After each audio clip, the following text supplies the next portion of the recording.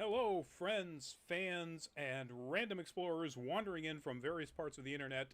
Welcome to Full Fat Spoiler Chat, the show in which we, the various folks, or some of the various folks on the team at Nerd Caliber, talk about a recent piece of nerdy entertainment and we look at it in depth. So we talk about what worked, what didn't work, what we liked, what we didn't like, tone, theme, messages, things like that, which means, as it says in the name, there will be spoilers. This week we are talking about the recent Disney movie Cruella, prequel, maybe, intended to be the prequel to 101 Dalmatians. So if you have not seen it and you do not want it to be spoiled, I suggest you find something else to entertain yourself.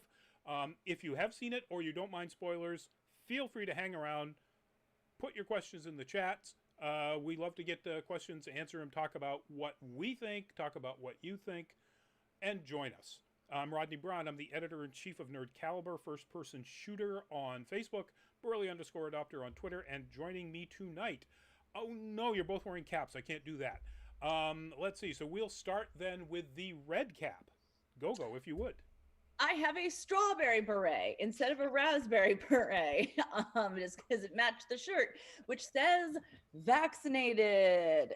I'm all about it. If you haven't done it, do the thing if you can. And very, very happy for the people that do. I'm Gogo Incognito. And oh my gosh, over the next few weeks, I'm going to be so busy with new cosplays, photo shoots. So come follow me and my exploits on Instagram, which is at gogo_incognito, because as things developed, I'm going to be keeping up with what's going on behind the scenes all the time in my stories, and then pictures galore. And yeah, my compadre down there in the other hat might have something to say about that. Well, compadre. Hola, amigos. Hi, everybody. Greg, aka Wonderllama Photography.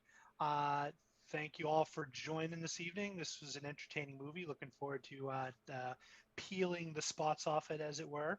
Yeah, I know. I had to think of a creative way to go there, but yeah, as really Gogo was alluding to, we are after, gosh, it's been what, almost 2 years since we've seen each other, since the last time I was in your neighborhood.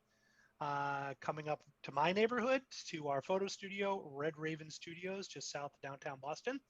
We're going to do 3 marathon days of cosplay and fashion photography. Can't wait. It's going to be a blast. And if anybody out there is in the greater Boston or southern, well, sort of northeastern Connecticut, Rhode Island area. I was going to say New England. Sitting on the Rhode Island border, but, you know, yeah, right outside New England's of Boston. a big neighborhood. Yeah. The greater Boston area. Let's go with that. Red Raven Studios on Instagram, on Facebook, redravenstudios.art on the plain old-fashioned interwebs, if anyone still uses that these days. And yeah, Rodney, what do you got for us? So what I got for everybody here, first off, is a welcome to the show, Nancy Ramos. If you are still with us, because it indicates like you haven't seen this show, so or this movie, so maybe you've left us.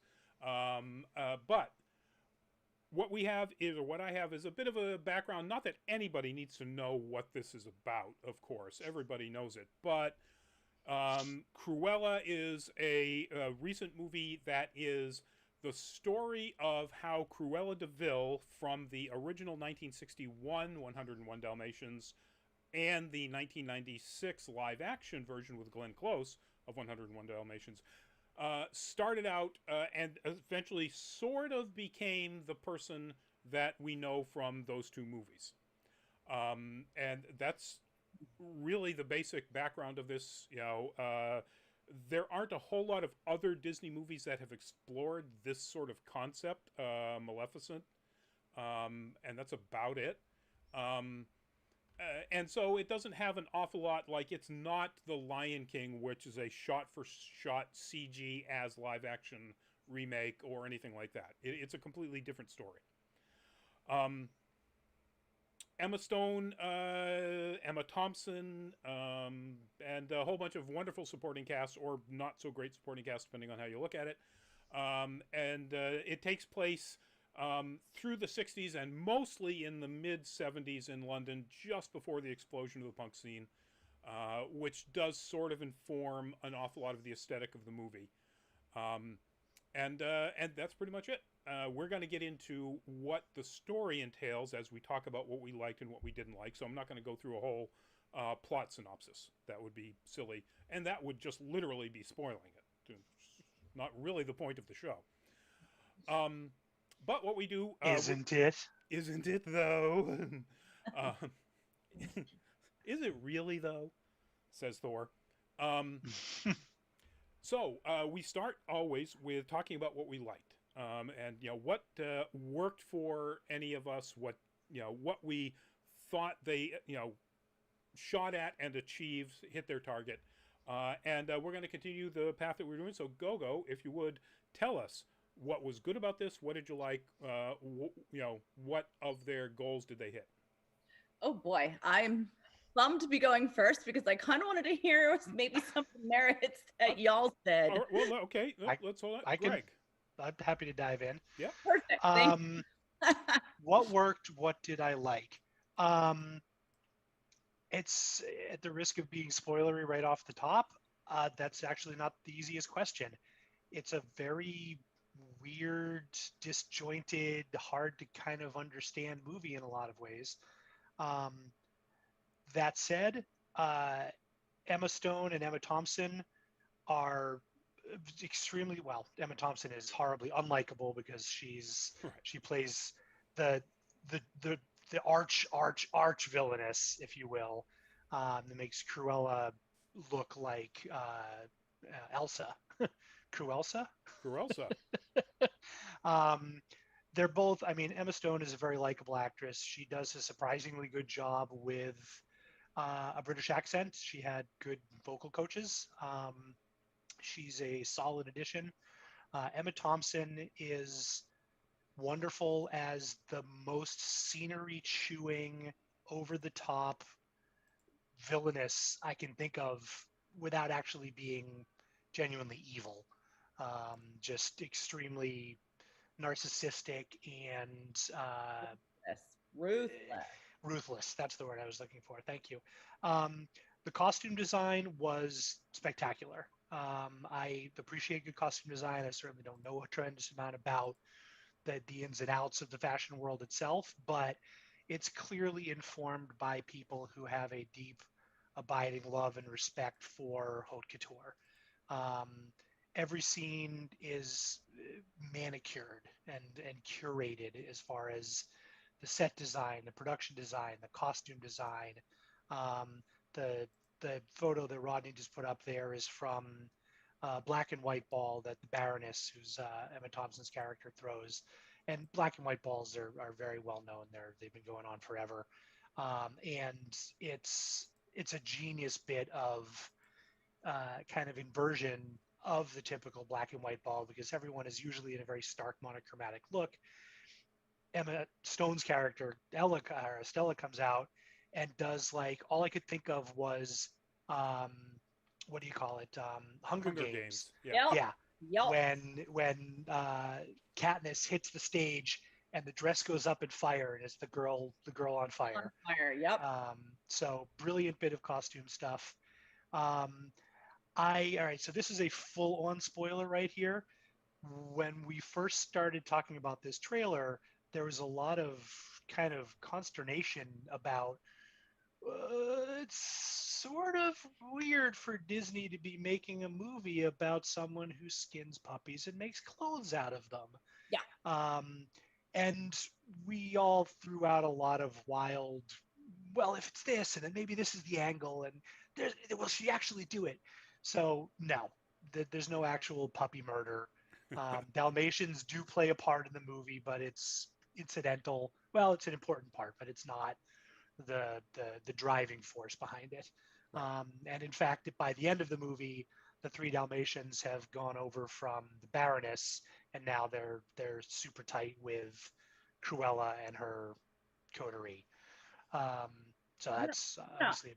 They come back. I'm making a note of that because I don't want to interject. That's on my list, but I don't think they were that close with Cruella. Well, they were. Not at first. By the end of it, as I recall, they were all sitting quietly and not because she was using a dog whistle. Mm. They were, sitting watching TV with Horace and Jasper after, when they first got. So they are dog napped, but it's part of a revenge thing, not part of a skin them for clothing thing. Yeah. And at first they're hellhounds and they destroy the flat, but by a little ways further down, they are sitting quietly watching football, hanging out. So that's I guess after a fashion, that's the sort of the biggest spoiler, even though it's not really that hard to. In a way, it would have been a bigger spoiler if, in fact, Cruella had murdered a bunch of puppies and made clothing out of them. Yeah. That would have been like. Because that would be spoiler. Disney lost its mind. No, there's no way Disney would let that happen. Yep. So yeah, those are kind of the big highlights for me as far as what I liked. Go, did that help you out at all? I'm ready. I thought Greg might have some points that would win me over a little more, but I'm good. Okay. I didn't enjoy this movie beyond the amazing, and I have to look up her name. I'm sorry. Beyond Jenny Bevan's just absolute, like, the costume work, it is beyond. It is the fashion and okay. I'm going to start, though, with one of the things I loved is there is a side character who really doesn't have any lines, but steals everything he's in. And that's a little dog named Wink. And Wink is, okay, so Wink is a companion of, is Horace, I don't know why I can. Yeah, Horace. Horace, thank you. I always want to say Herman, and I know that's not right. Horace. Okay, if you've seen the original 101 Dalmatians, Horace and Jasper were Cruella's bumbling henchmen. And in one thing I really did like is in this movie is they're not bumbling at all. They're very competent and they are wonderful, loving, nurturing. Actually bring Cruella in after, again, it's Disney. There was the untimely and super sad death of a parent, like right in the beginning, and another orphan. I'm sorry. It's just such a played out trope. It was off a cliff. I literally expected her to turn around and there'd be a wildebeest stampede. It's like, no. Like, wrong movie. And that was the thing. I mean, I'll get back to, okay, I'm getting into the stuff I didn't like. What I did like is taking the trope of the bumbling, good for nothing henchmen and making them actually the ones who took Cruella in and saved her and actually taught her the art of the grift, at which they are very good. And they go on to be really clever thieves. Estrella, before she becomes Cruella, she's an amazingly adept designer and seamstress. So we get that from her childhood. From the very beginning, she wanted to be a designer. So she's able to fashion, her crew all these great costumes so they can blend in anywhere and do things like steal a Rolls Royce, walk with confidence into a super elite event, and then with their light-fingered skills, be able to pick off diamonds and jewels and wallets. And there's this little dog named Wink, and he's called Wink because he only has one eye, and he has the most stylish eye patch, and he is so good at the grift too. And he literally, and I mean, I know some of it's CG and some of it is real dog, but this little critter has moxie, and I was rooting. Like, I need in a something like this, I need to be able to root for someone, and we were supposed to be rooting for Cruella. I ended up rooting for Horace and Jasper and Wink and Buddy. Buddy is Cruella, Estella's puppy, who, because of the magic of Disney, both Wink and Estella live Wink and Buddy seem to live like 20 odd years as dogs, but I'm okay with that. That's great. So we see the doggies grow up with our triad of heroes. really liked that Horace and Jasper were treated, the movie treated them differently. Cruella, after a time, maybe not so much, but that gets into the things I don't like. I really enjoyed the side actors. So I'm just going to keep going with that. Their looks on the side, like some of the like looks on the side actors just nailed it. There's a character named Art or Art, like Artie or Art, Artie, as yeah. it says, Already. I am a work of art. And I'm like, give this man a show. Like, I want to know more about this super fashionable, Yeah. nailed that British pre-punk 60s Very vibe. Ziggy Stardust androgynous. Yep. Yes, and that was some of the great things about the movie is that there was like Greg said, perfectly manicured. Like every little scene, there was something so legit and interesting that it really helped in some ways guide away from the plot holes and the absolute lack of anything unique whatsoever in this movie. So I loved the side characters. I loved, or the backup, the supporting characters. I love the fashion. I mean, if you're like, it was fine, please go back and appreciate what Jenny Bevan has done. Like, look at every single, all those change in outfits, like where it's one thing and then it unfolds to be, that is hard. Mhm. That is like, that is engineering and physics and just the way that Estrella, as she became Cruella, was able to upstage again and again her rival, upstage her with fashion. That was something to get excited for, because then you're like, oh, I want to see what she does next. What look is going to top the one we just saw? And that's what it really becomes, is a battle of the looks. There's Where, Wink. yeah, where spoiler, the rival, the Baroness, she doesn't really create her own stuff, which is what happens at a giant fashion house after a while, is, other people are creating in her aesthetic. Whereas Cruella, when she becomes Cruella as a designer, she is she's designing and, her own She's it. stuff. She's it. She's the whole deal. And then she gets help to become a fashion house, but it's still her vision, where there's, the Baroness is like, I'll take that one. Oh, I've done it again. Person, Yeah. you've done nothing. So gotta love the fashion, gotta give recognition to Jenny Bevan. Gotta love the dogs. Also, there's just this one little scene I want to mention, which kind of was what Greg was talking about. So Dalmatians do get swooped. They get dog napped for a different reason than skinning them, although there is a line thrown in there, spoiler, where Cruella does say, you would make a wonderful coat. But then she's like, oh, It's a very nod, wink, wink sort of bit, though. You would make a great coat, but she doesn't. Spoiler, she doesn't.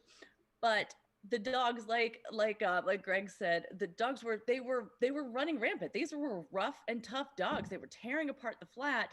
And then he puts on his favorite footy team, and all the dogs, and Horace is like, oh, you're a such and such fan. And then they just bond over what we in America call soccer and the rest of the world calls football. And I was like, oh, I like that. I like that. So, yeah, those were things I liked. Good. So Just very brief aside. Since Gogo, since you mentioned you liked the side characters and the secondary characters, do you know who played Roger, the fired lawyer who went on to become? Oh my God! How did I miss Roger that? Deary. I'm surprised neither of you brought that up yet. No, that was literally how did I forget that? Okay, I literally also written that down while I was taking notes. Did not know until I saw the credits.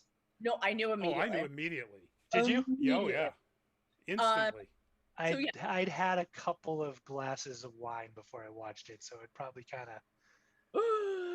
I reeled as soon, and I was kind of okay. I'll explain what it is. Right. Greg and I are both What We Do in the Shadows super fans.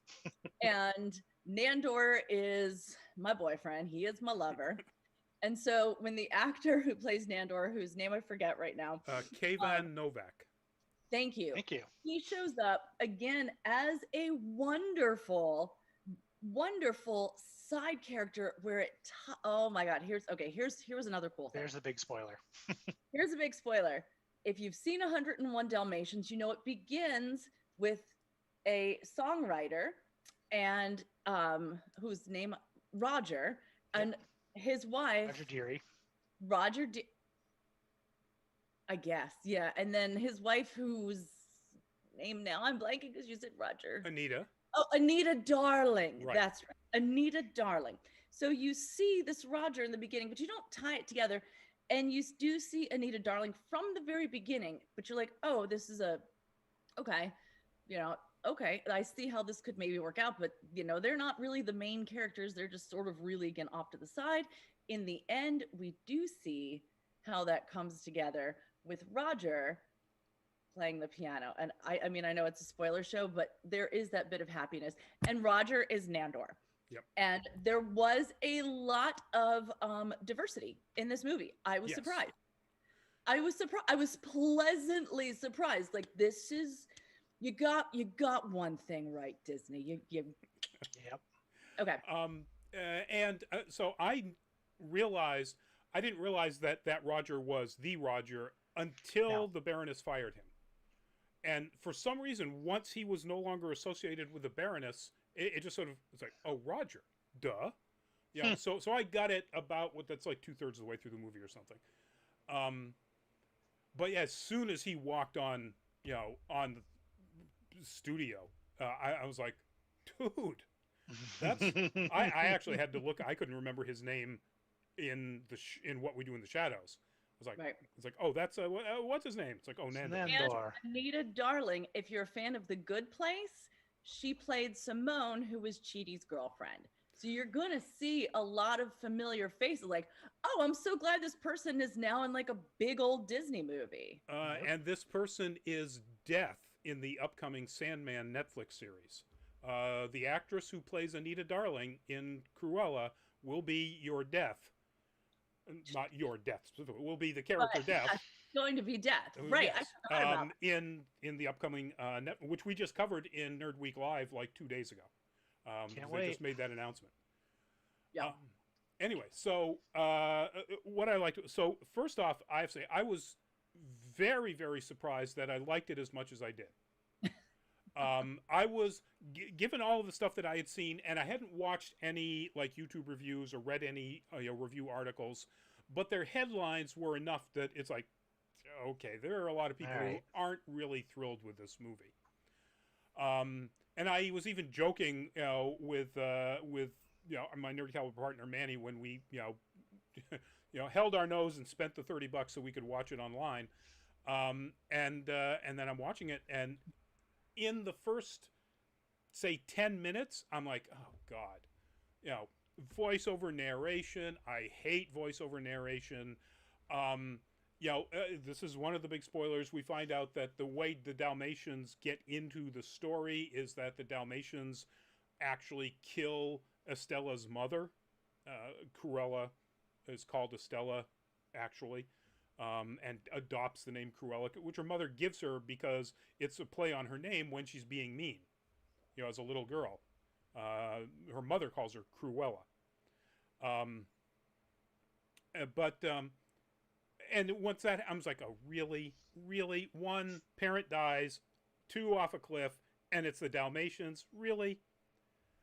3 of them. Yeah, and 3 Dalmatians, yeah.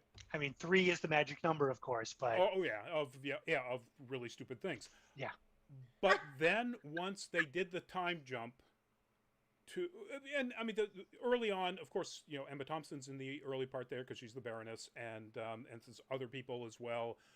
The girl who plays 12-year-old, I think, Estella, who first meets Horace and Jasper as kids, is really good. I mean, as a kid actor, charming. But once it jumps to Emma Stone, once it takes a 10-year time leap forward, um, Emma Stone is amazing. Emma Stone's amazing in pretty much everything, but Emma Stone is really amazing in this. Um, Emma Thompson is given a character that is about as one-dimensional as anything you've ever seen, and still absolutely makes it a complex character. Um, uh, Midoriya, welcome to the show. I won't call you Deku because that's that's an insult name. Although I guess he's adopted it as his hero name, so that could be okay. You've already watched this, good, excellent. Then hang around and comment on what we're saying. Throw in your own opinions and so on. So I was really surprised by the time I got done with it. I like it enough that I even ignored some of those. Yeah, I mean there are plot holes. Because as I was watching it, I got the impression that this was a really interesting script about a fashion designer in the mid-70s pre-punk scene London that somebody presented to somebody at Disney, and Disney went, hey, Cruella prequel. If you take out the Cruella elements, it is a really cool story about that period in London, and it's a mid-1970s version of The Devil Wears Prada, and done well for that part of it. Mm-hmm. The logic holes. I'm sorry. Go ahead. No, just totally agree with you on that. Totally agree. The logic holes come when it's a Cruella movie, when it's a prequel. Yeah. And so I kind of and some of the stuff is just so creative and innovative. The moth dress is dumber than a box of rocks, but was so cool and so out of left field that I was just like, all right, there's absolutely no way these will survive, but I'm fine with it. I'm cool with it. It's so much fun.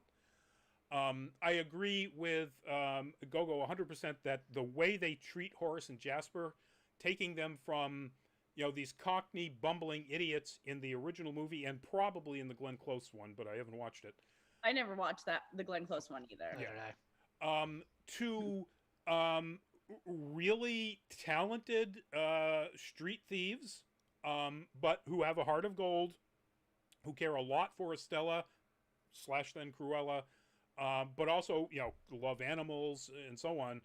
Completely freaked out every time Cruella even jokingly hints at the idea of making coats out of Dalmatians. And it does happen a couple of times that she hints at it. But there's enough, even though it's a Disney movie, I found that there was enough tension of Emma Stone's portrayal of Cruella going more and more crazy that when they get to the scene where I think it's like just about the last big what's the word? One-upmanship of Cruella over the Baroness at one of her, I think it's her spring fashion reveal. Across the street from where the Baroness is having this, big thing, she stages this big, basically concert and runway where she's in that dress that's on there, which has obviously a Dalmatian-like pattern as half of it. To the tune of Iggy and the Stooges' Now I Want to Be Your Dog. Yeah. Which apparently deliberately in the part of Cruella's thinking makes the Baroness think that is in fact her dogs in that dress. That Cruella did kill the Dalmatians and that she's now wearing them as a dress, and it drives her, well, not completely over the bend because she's already over the bend, but and that combination of music, and by the way, this is almost a 2-hour and 15 long compilation of really awesome music videos. If you want to be a jerk about how to describe this, that's, there's more needle drops, where they take an actual song and put it into, a movie, than Guardians of the Galaxy, both of them stuck together. I just read a thing about it. There's 39. Yep. And some of them are, a minute and a half. Some of them are 3 seconds or 12 seconds. Yeah, and I Want to Be Your Dog is at least a minute, if Yeah. if not more. That at least for me was really smart uh, soundtrack design. Yep. It was spot on. It told an important component of the story. Right. It was of the time. That energy, that vibe. I was man, I rolled my eyes at 70 or 80% of the other musical Oh yeah. music cues because they're so. It's like, okay, here's what's coming now. Everyone get ready. Listen to the music and scene. Yep. Just not trusting the audience to get No, what's happening, so you agreed. have to telegraph it with music. Yep. Now, in this one, and this is one of the few times they do this, this is one of the few diegetic bits of music. In other words, it's in the movie as a part of the movie.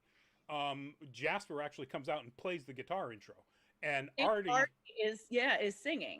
Sings it in a wonderful takeoff, assuming the actor is actually singing, of Iggy Pop.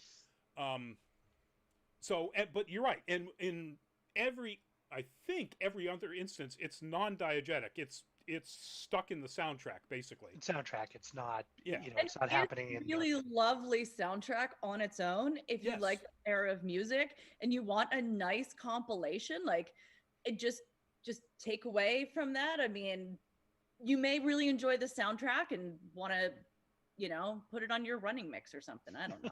Yeah. But when they drop the Stones' "Sympathy for the Devil," it's like, oh, her name is Cruella Devil or DeVille. Yeah. Okay, that's subtle. Yeah. Mm-hmm. But again, that's more of a criticism of what I was starting out as a positive. This particular scene in particular, repetitive and redundant tonight, is really well done. And I've got to give it to the director, Craig Gillespie. In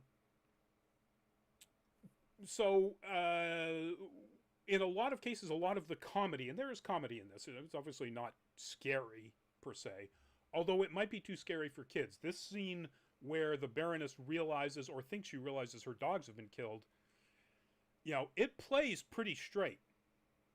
The Baroness really thinks that's happening, and she conveys it, because it's Emma Thompson, really well. There are probably kids who would freak out about this scene. But Gillespie takes the comedy and presents it really straight. And as a comparison, think about if this was made by Chris Columbus, with wacky camera swings and super close-ups with like somebody's nose right there, and then almost Three Stooges like for Horace and Jasper. That's what he would have put in this. A director like Christopher Columbus. Probably.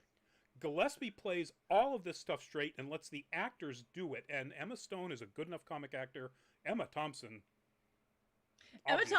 is amazing, and I think we saw again like really good starts from some of these people maybe were unknown to me, but then also great turns from people that we're getting to know, like Nandor and Simone, who will be Death, who is Anita Darling. Like, ooh, other layers. Cool. And I'm going to jump over something Greg mentioned earlier so that he can get into it in his criticism. And by way of that saying, I disagree 100%. Paul Walter Hauser, who plays Horace, I loved his portrayal. Yes, his accent slipped a little bit occasionally. But for a character who in the cartoon and I'm guessing in the Glenn Close version is a bumbling moron, he plays the character who is clearly the less intelligent of these two really talented street thieves without making it a caricature. Yep, that's fair. And I've become a fan of Paul Walter Hauser. I still have yet to see I can't think Richard Jewell, where he plays Richard Jewell in the story of the Atlanta bombing.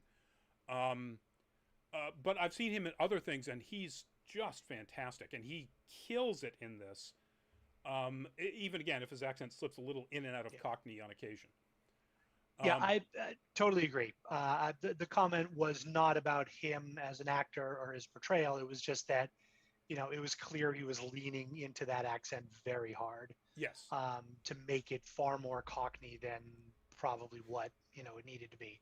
Yep. But yeah, I agree absolutely. For someone who is a fairly husky gentleman, shall we say, who could easily have been played for just slapstick Three Stooges, falling down, tripping on his own shoelaces, he was funny and a little a little bit that way, but it wasn't a caricature.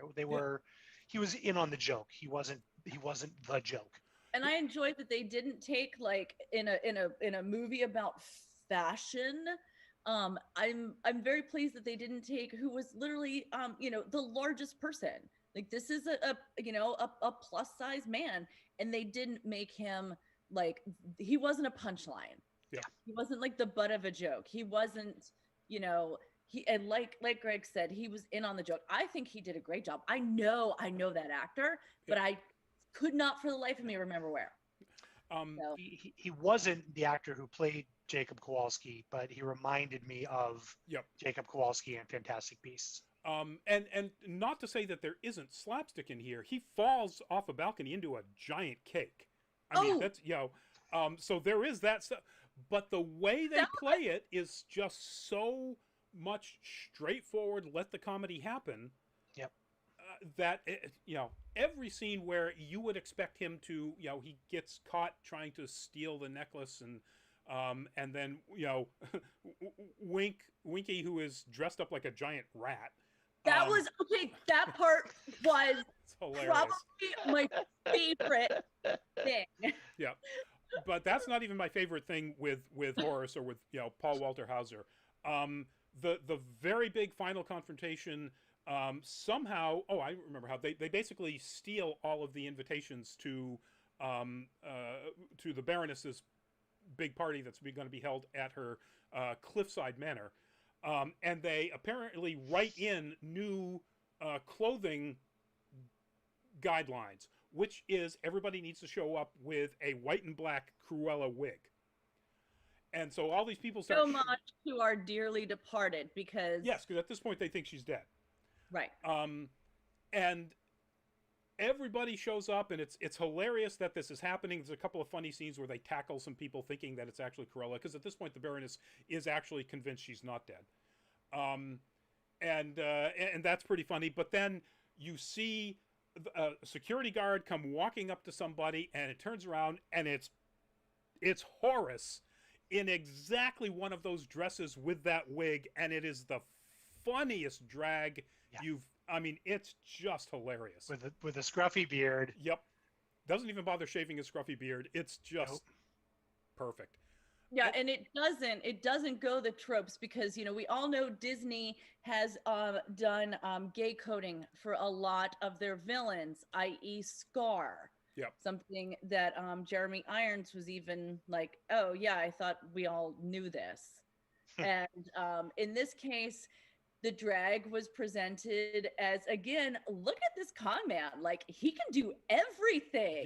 Yep. Not in any way like gay bashing or trans bashing or derogatory. Yeah. Precisely because he didn't do that. He didn't mince, he didn't lisp, he didn't go suddenly very effete and pretend to be a man pretending to be a woman. He was just the same character with the same voice, the same timbre of voice. Yep.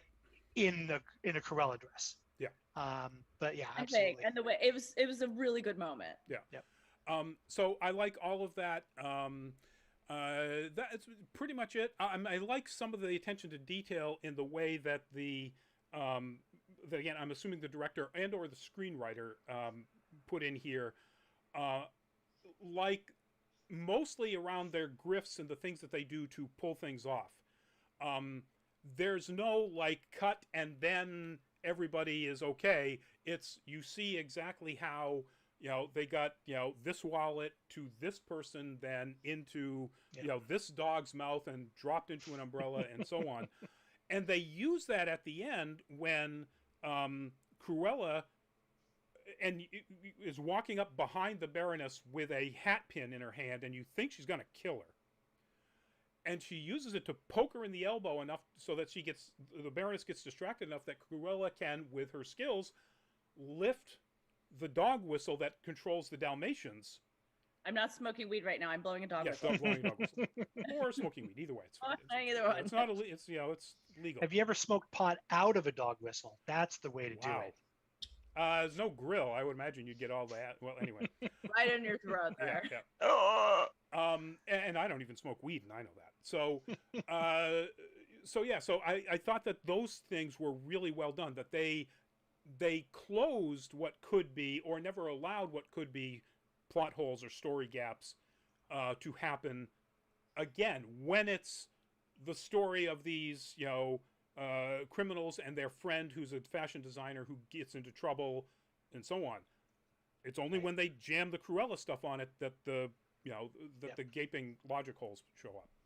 So I mean, that's the thing is, you just made me think that, of course, because they are grifters, part of the big setup of this movie is that about a major heist, and it starts. Sorry, microphone. Yeah, trying to fall over.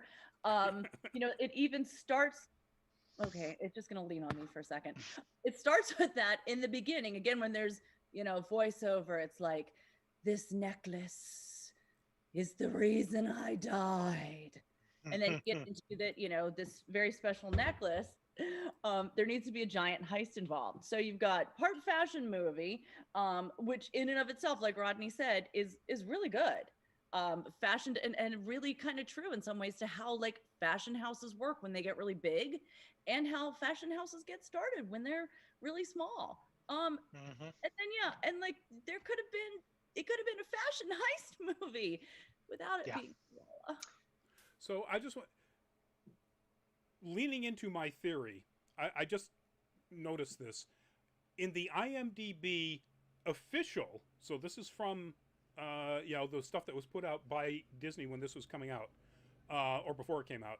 Official description of the story. This isn't something that's been written by somebody else. This is the official description of the story of this movie. Having wound up penniless and orphaned in London at 12, 4 years later, which that doesn't happen, there's no 4-year jump, it's a 10-year jump. 4 years later, Estella runs wild through the city streets with her best friends and partner in petty crime, Horace and Jasper, 2 amateur thieves. When a chance encounter vaults Estella into the world of the young, rich, and famous, however, she begins to question the existence she's built for herself in London and wonders whether she might indeed be destined for more after all. When an up-and-coming rock star commissions Estella to design him a signature piece, she begins to feel as though she has truly arrived. But what is the cost of keeping up with the fast crowd, and is it a price Estella is willing to pay? That isn't part of the movie at all. That's not the movie. That's to your point earlier. That's probably the original elevator pitch. I think so. The original. All right, you got one paragraph. Sell me a movie. Oh. Okay, here it is. Gosh. And without, precisely that. You're precisely right. Without trying to make it a prequel to an animated movie from 60 years ago, 1961. 40 years ago. No, 60 years ago. You're right. Yeah. That is, it's Disney canon. If you're of a certain age, you undoubtedly love it. I just watched it recently. It absolutely holds up. Cruella de Vil is one of the most iconic, over-the-top, cartoonish Disney villains. Villainesses. She's straight up evil. Yeah. She doesn't have haunting exactly. That's the thing. And we've talked about this sort of in general, is that works great in animation. I don't need to know her backstory. I don't need to know whether she was beat with an iron rod when she was a kid, or dogs bit her and she now hates. I don't need to know that. She's just this force of nature, evil lady with a cool car who likes dog clothing. That's what more do you need? She's obsessed with furs. With fur, exactly. She is fur obsessed. Right. And so it isn't actually dogs per se. It's Dalmatians, specifically because of their unique spotted coat. Right. And that's because of her hair, black and white. Right. Black and white. So yeah, I mean, Rodney, you're spot on. That's I kept thinking, wow, this is like Ocean's 9 if it was a fashion thing instead of a diamond. Um, So so God, sorry. having said that, you can't praise a movie for what it ultimately isn't. You know, what it might have been, but ultimately did not turn out to be. So now we get into what didn't work. What didn't you like? You know, for this movie, and not necessarily for what it might have been. Yep. And I'm saying that more for myself because I've got to, you know, sort of push myself back from that. You know, what did they try and fail at, Greg? Oh, I was like, oh, I'm ready now. So many things. There was a couple of detaily things that I couldn't get past. The first one being the relentless, nonstop camera spinning around the characters in every freaking scene. I was so queasy by the end of 30 minutes that I was like, all right, I gotta get out of like the chair and sit on the couch. I'm And pretty get a sure little... that was the wine because I don't remember I don't even remember that. I do. That was In fact, the first thing I wrote down when I was jotting down some notes is flying spinning camera work is awful. Feels like an amusement park ride video, Yep. especially in 4K. It's queasy. It, It it reminded me very much of like the what do you call it, Escape from Hogwarts and the Gringotts ride at Universal. Um, that same sort of like, and Rodney, go back and just scroll through a couple of things. It's that, you know, Ocean's 11 does that kind of thing to try and make it dynamic, to try and add tension. Yeah. But if you overuse it, it's crap. and it's honestly, if you're like me and you have a seizure disorder, you honestly, like, I had to watch. Yeah. I have to just say to my husband, tell me when to start over. No, it kept happening, and that's what I do. I react to, like, I can't do Hogwarts. I did it once. I was very ill, and it, you know, Yeah. thankfully I had medicine, or it would have probably triggered a seizure. But I've never tried doing it. Yeah, I agree. I think, I mean, so that's, I've got a bunch of little detaily sorts of things that I didn't care for, but you know, we could nitpick. The big thing actually kind of comes back to your point about you can't critique something for what it isn't. But the question that I got through the entire thing is, who the hell is this movie for? I mean, what's the point of it? What's the audience? I mean, that's part of, if you're a writer, if you've got a screenplay, if you're a studio, you're pitching it, that's, you know, what's your, you know, what's your elevator pitch? Who's it for? Who's the audience? Is it, you know, typical Disney things where it's tween girls, or, you know, Marvel stuff where it's, you know, predominantly 18 to 40 something guys? I mean, that's an overgeneralization, of course, but it reminded me of the Joker in parts. She goes a little berserk in the middle of it, and it had that very film noir-y kind of thing, even down to the white makeup. Yep. That didn't quite fit with this. This almost, at the beginning, it almost was going to go into like Chitty Chitty Bang Bang territory of like, you know, fun chimney sweeps in London. Not quite, but it wasn't funny enough to be a comedy. It wasn't dark enough to really be, you know, a dark comedy, or, you know, even a dark drama. I don't think anybody who's got nostalgia for the original movie looked at this and said, "Oh, this is a cool new entry in that line." So I mean, I've seen comments on Facebook and Twitter among people that I know who said, "Oh, I loved it. It was amazing. The costumes were great and the characters were cool." Like, well, okay, that means you like the costumes, which were brilliant, and the characters were a little one-dimensional, but the actors gave them, actors did the breathed life into them. What they got. Yeah, exactly. Yeah. And what, to that point, we were talking about this before the show started. One of the notes I made was, throughout the bulk of this, it looks like Emma Thompson is in a different, much better scripted movie, but this is the movie she's in, because she just rises to that level. So I mean, is just liking costumes, just, you know, the fashion, the couture, is that enough? I mean, if you like that, watch Pose. You know, watch. I'm drawing a blank on something, but watch Devil Wears Prada, where there's legit drama um, With around the fashion industry subtlety too. Like, with subtlety. there is, Yep. yeah, yeah. It's not all Um, like, we're evil. yeah, Yeah. exactly. And speaking of character actors who tend to show up in these things, I love Mark Strong. He's a great actor. He's a welcome addition, generally speaking. But it always takes me a split second to decide whether it's Stanley Tucci or Mark Strong. The resemblance is fairly close. And for a movie that's already got a lot of parallels to Devil Wears Prada, to have a Stanley Tucci stand-in-y kind of character in it Yeah, was like like Guy Friday kind of, boom, bing, like, bing, bing, bing, Yep. bing.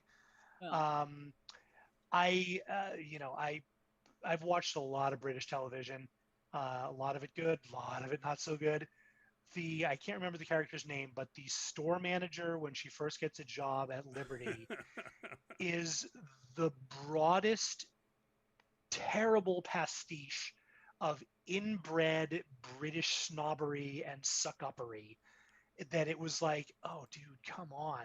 I mean, wow, come on, dial it back 96% and you're okay. There was a lot of anachronisms. I mean, again, the costumes are great, but they were not 70s period costumes in a lot of ways. They were what you would expect to see at the Met Gala 3 years ago. yeah. Um, uh, you know, the, for better or for worse. I mean, we're it didn't really. It was like I kept thinking, is this 1969 now, or is this 1975? It was the Yeah, timeline was a little unclear, a in the little music too. wishy-washy. I mean, they've got Should I Stay or Should I Go, which came out in 1982. You Yeah, know, exactly. So yeah, then that was another thing that I made a note of. The music tried really hard, but as I said a minute ago, it was a little too on the nose in a lot of cases, and there was no continuity. It didn't have a through line. Um, if you're a fan of music being, the fifth character, as it were, the silent partner in a movie, watch anything Edgar Wright has ever made. He uses a soundtrack like a surgeon uses a scalpel. It's yep. brilliant. It fits perfectly. You don't even notice it until you're like, whoa, yeah, that's the perfect song for this choice here. Um, So, Greg, let's get to some other Wrapping it things up. you didn't like, That because that those are the big ones. We could go on for a long time, but I cede my time. okay, go. Okay. Many or most or basically all of the things that Greg said. I started watch. I honestly I wouldn't have watched this except I did want to for the sake of being able to talk about it on this show because I personally did not think and still do not think that Cruella needed any kind of redemption arc because in the world of the villains of the Disney villains, especially like the femme villains, um she's just like the animation sells it. And if you could imagine just this narcissistic, eccentric, so rich and no morals anymore, that just anything that like, oh, this kitty, it's so pretty, I'll make it into a hat. That's just what she is. Like, no regard for living beings, everything is decoration to her. How can she skin it and wear it? Why does this person need a redemption arc? I don't think she did. I know they did it with Maleficent, and the first one I really loved, to the point where I didn't watch the second Maleficent because it bombed and I didn't want it to tarnish what I thought of the first one. But here's Disney being like, okay, basically, like, we don't want to really take risks. So we're just going to keep rehashing like old content and play with nostalgia, but make it like cool and new and fashionable. And it's like, if you want to do that, then make an Ursula movie, you cowards. Seriously. Hell yeah. And be brave, be bold. Ursula's based on the late great Divine. Now there's a character I want to see more of. I really enjoyed Maleficent, but someone whose total MO is vanity and a lack of regard for life. So I went into it seeing like, can it sell me on it? And it didn't. From the very beginning, I started calling out I watched it with my husband, started calling out the cliches and being like, okay, the mom is gonna die. Mm. Okay, there's something going on here because Stanley Tucci. I thought it was Stanley Tucci for a little while Splash. until I saw it was this. I was like, oh wait, no, that's Mark Strong. Okay, but still, I was like, Little stronger jawline on Mark Strong. yeah. When we finally, we see him up close, it was like, oh, okay. Mark Strong's character didn't react as like aghast. What is this child? Who is he? Was like, oh, here's this child. It's like he knows who she is. So there's something going on here with the Baroness. I bet the Baroness is her grandmother. Well, Close. close. But I was like, I just called it. Where my husband's like, you're not enjoying this. I was like, don't forget, I'm doing this for the criticism of it. And he's like, I think it's really fun. About halfway through, he's like, wait, I'm supposed to be rooting for Cruella, right? He's like, I cannot root for her. And then he's like, all right, I'm with you. Let's just call out all the things. It is predictable. It is derivative. And Cliched. if you want to watch it for the costumes and to give love to costume designer Jenny Bevins, who again, if you don't know that name, you certainly know her work, Mad Max Fury Road, amongst many others. And if you see the line at Rag and Bone that says it's from like Cruella, just realize they actually cut Jenny Bevins out of that, which the next Nerd Week Live will go over. I just wanted to mention the costumes are amazing. Give love and credit to the original artist. If you want to watch it as like to be like, oh, now Cruella's cool, she really wasn't. Yeah. That's why I rooted for literally, like, I was like, Jasper. I root for the dogs. I was like, Jasper and Horace, ditch that bitch, Like, give them their own sitcom. Seriously, everybody else, why are you doing this for her? And you know that in a weird way, the disappointing part was it wasn't even campy enough or terrible enough to hate watch. I mean, we've all stuck through movies and TV shows that are like, I hate this so much, but I love the feeling I get from hating on it. It wasn't. It didn't even get. Background movies is Venom. I treat it as camp. To me, it's. But also just everything you just start on, like when it's on the nose, it's like smack you in the face on the nose. And I also didn't like, and this is another reason why I wanted to watch it is friends of mine and people who also, work in movies professionally will say, oh no, is this another one where her descent into darkness is caused by mental health? In that case, are we really villainizing mental health? And, as someone who struggles with mental health issues, I kind of didn't like, and I haven't seen the new Joker yet, so I can't comment to that. I know there was a lot of parallels between Cruella and Arthur, Rodney made a parallel, but Greg made a parallel. Okay. I didn't particularly love that she went evil and then she's like, oh, sorry, I was just having I went a little crazy there. Come on, Disney. Be better. Yeah. It was lazy. It was derivative. It was lazy. It was ripped off of everything else. And Cruella, the character of Cruella didn't need a redemption. And okay, at the very end, then we see Roger and Anita, darling, get together. And there's this little comment Horace makes of, oh, it looks like one of the Dalmatians is getting a little heavy. And you instantly like, she's pregnant. Oh, look, here's the puppies. So what? Then she does go on to want to kill the puppies? Or is she just like, I don't know. I have no answers, and it's a thumbs down.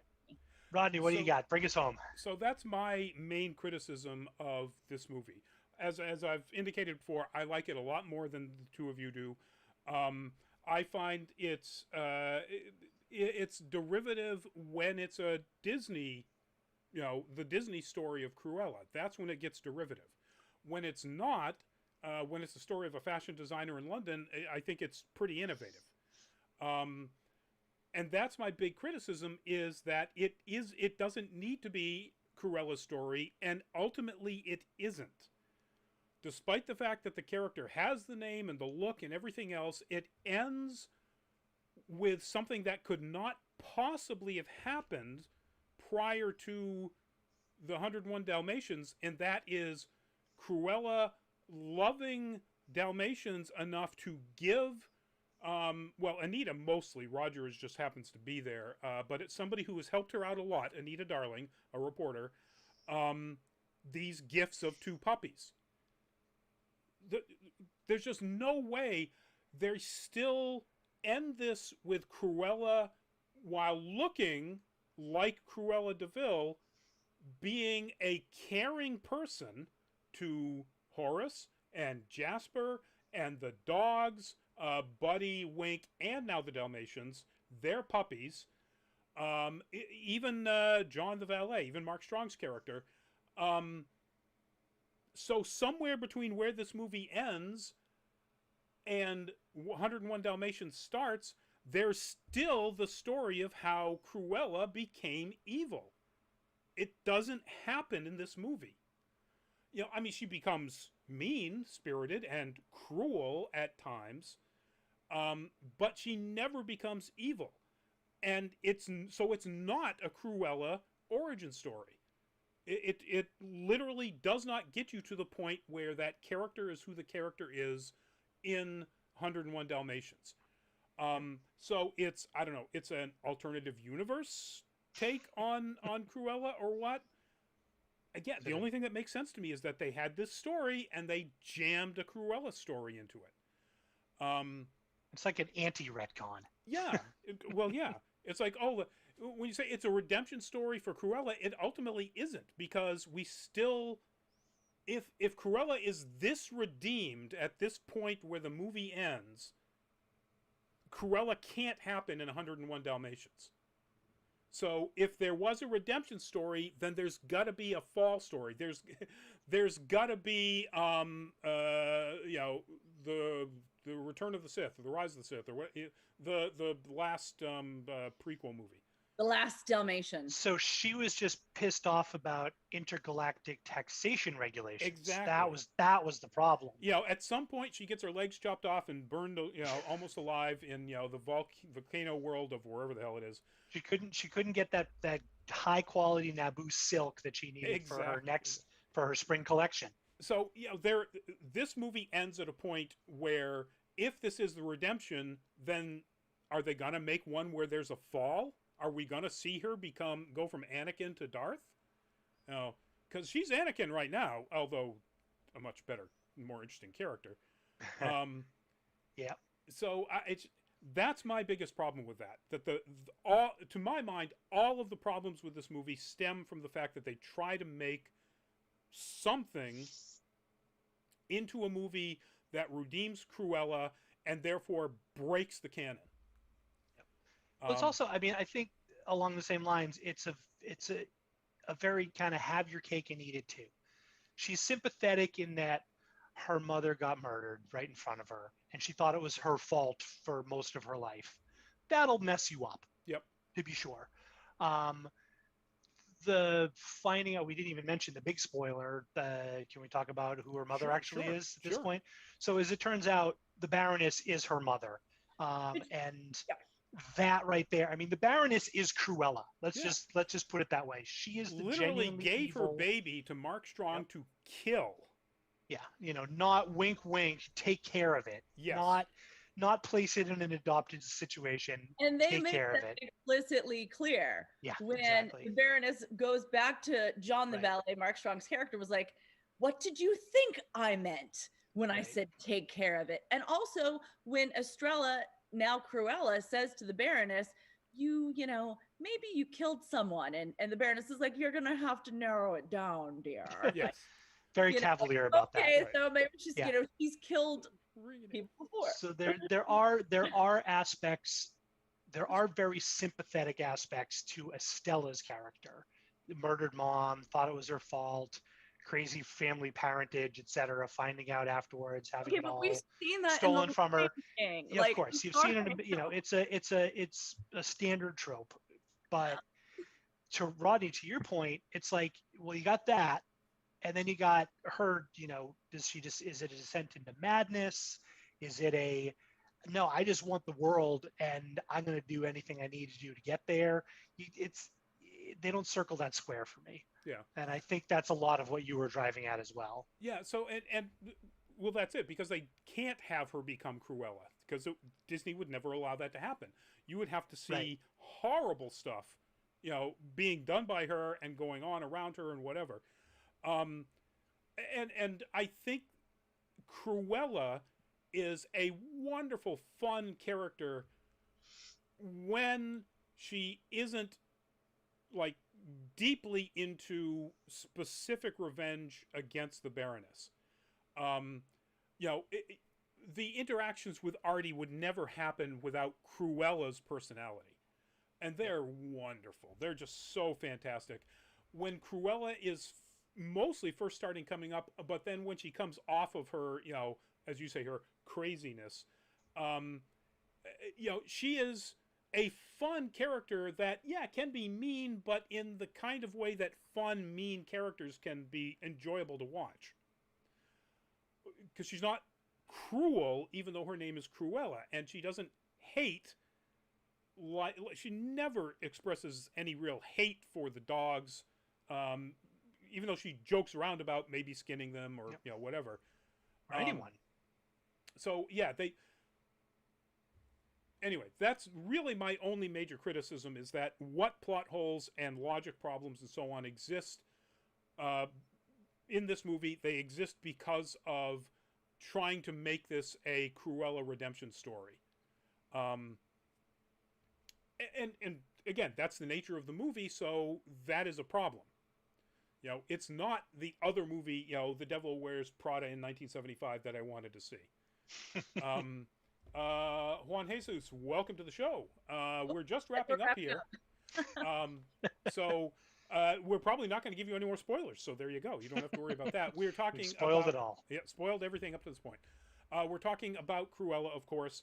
So now that Juan Jesus is in here and we're running a little long, real quickly, and we'll go back around in the same order.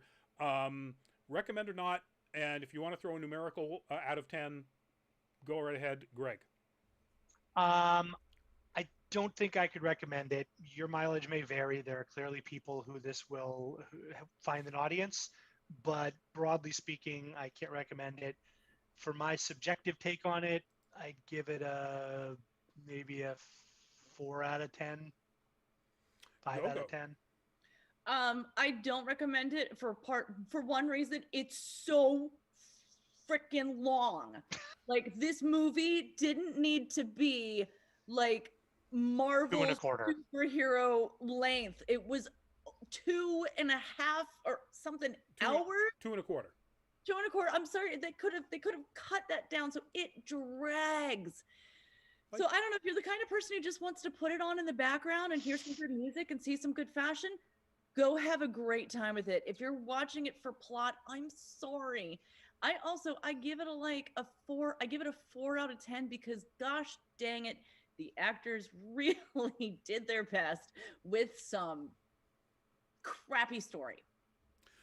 I will give it a tentative recommendation because of the acting and because of the costume set design and mostly because of the music. But again, tentative. There are things, that you may want to avoid.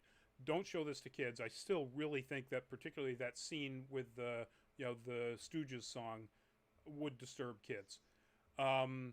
If you're really worried about the implication of harm to animals, no harm is ever done to any animals, then you may not want to watch it. But having said that, I give it a modified recommendation, and I'm going to give it a 6 out of 10. I think these performances are absolutely stellar. I think that Craig Gillespie did a very, very good job directing this with what he was given and again, I'm still going to stick to this, as a mashed together script. A remit. Yeah. It reminded me of 10 Cloverfield Lane, which was a brilliant bottle episode of psychological pot boiling. Right. And then there's aliens because J.J. Abrams was in it. Right. It was didn't work. No relation. Great Just Twilight was. Zone episode, great Black Mirror episode. Oh, and by Yeah. the way, I'm going to buy it and put the Cloverfield universe Exactly. name on it. I Just to wrap up here, and just because I know this is going to blow Gogo's mind, Gillespie Hold on. also directed Lars and the Real Girl, The Finest Hours, one of the best Coast Guard stories ever made. If you want to see the true story about one of the craziest rescues right out of the Hull Coast Guard station, pointing in, actually it's that direction for me, but anyway. I, Tanya, and Fright Night, the new one. Right. I knew I'd seen his name so recently. That's why I was like, I know Craig Gillespie. I know that. And I know we've talked about him before. Yeah. So anyway, yeah. And I think he does one of the best jobs in this movie as a director. Again, keeping things like the comedy straightforward and not going for the Chris Columbus bit, not allowing, actors, if they ever even thought about it, of making pastiches or just over the top characters of their characters. with a couple exceptions. Well, yeah, Emma Thompson needed to be wild. No, I was thinking the store director. Well, yes, that's true. Her major domo, the Baroness's major domo, who I think has I- one line. I love that guy. Andrew. The guy in the glasses? Yeah, Andrew Leung is the actor. Okay. Apparently hasn't done a whole lot. He doesn't even have a picture on IMDb. But he's got 2 lines actually. He's got 2 lines in the entire movie, and the rest of it is some of the most wonderful, absolute shock reactions. That's all he's in there for. That's what I meant by side characters. You get some really stellar performances out of like the supporting characters. Yeah. Yeah. I also thought he was a great example of how you can do it with subtlety. Yes. Things you don't need to hammer it in every single time. Yeah. And he is, without doubt, he is over the top, but not, gosh, this acting makes me want to puke over the top. He's funny over the top. And interesting over the top, like Emma Thompson. And you have a character who we assume to be gay, without again the kind of stereotypes and tropes that mean it's really gay bashing. Yeah, it's there's some very subtle gay coding in here because it's a Disney movie. There's some not very subtle at all. Artie, Artie is as flamboyant as anybody has ever been. But he felt, it was a little on the nose, androgyny, Britain, 1970s, Ziggy Stardust, but he didn't play it in such a way that it felt caricaturish or felt like it was lampooning or that's a great word, right? Again, it wasn't gay blackface, for want of a better way to put it. That's a great and this is fashion, y'all. You want to make a fashion movie about fashion houses? If you didn't have people exactly who were, if you have gayness in there, yeah, it would almost be more disrespectful to pretend no gay people are in any way involved in the fashion industry, right? And just have a bunch of straight cis white people. So that's going to wrap it up. Take that information with you when you decide whether or not you do want to watch this or not. Mixed bag from all of us. Clearly, some of us think that the balance there is a little more on the positive than the negative side. But we all agree performances are absolutely outstanding. The visuals, and particularly the costumes, are absolutely outstanding. And yeah, if that's what you want to watch, and like you said, knit while you're doing it or whatever, go right ahead. I think you might miss some of the more subtle performance things, but still. So that's it for this week, folks. Our next show is Monday. It is no Nerd Caliber, and we just pinned down. It is going to be our top 4, actually, top 3 plus an honorable mention, post-apocalyptic bits of media. Books, movies, TV, comics, anime, whatever it happens to be. So stay tuned for that, folks. There's an awful lot to choose from. That was a really tough one for me to narrow down. And then, of course, Tuesday we have the Nerd Week Live, our show where we talk about news. And I guarantee what Disney has done to Jenny Bevins is going to be in that story, along with what Disney has done to apparently an awful lot of creatives lately. We've touched on a little bit of that once before. And then next Thursday, our full fat spoiler chat will be the Netflix series Sweet Tooth, which will drop the end of this week. Is it coming right up, or is it early next week? Anyway, it'll drop in time. No, I don't even know what this is. So, ooh. So Sweet Tooth is an adaptation of a comic. It is a post-apocalyptic story. Neat. And but in much less of a destroyed post-apocalyptic world. There's still, societies and communities and so on. A little bit more like the TV series Jericho than, say, The Road, thank God. But the main character is a young boy who is, probably because of whatever killed a lot of things in the planet, has deer antlers out of his head. He's a mutant of some sort, but he's just this sort of otherwise charming, unassuming little kid, and it's a story of his world. So anyway. That series will be coming up. We'll be able to binge it in time to do that for next Thursday's Full Fat Spoiler Chat. So for me, Rodney Brown, Editor-in-Chief of Nerd Caliber, it's a good night, and let's get a good night around the clock. We'll go the other way this time. Go. Hey, Go Incognito. So much great stuff coming up. As I said before, I'm going to be doing photo shoots, performances, more photo shoots. And so much behind the scenes stuff is going to be up on my Instagram stories as I wait for these pictures to come out. So come follow me at @gogo_incognito to see so much amazing stuff, lots of cosplay, lots of just really imaginative shoots, and maybe even some like weird shibari might be happening if you're into ropey rope stories. Girl, you better work. Greg, follow Shibari. I cannot. I'm just going to say I'm Greg and have a lovely evening. There you go.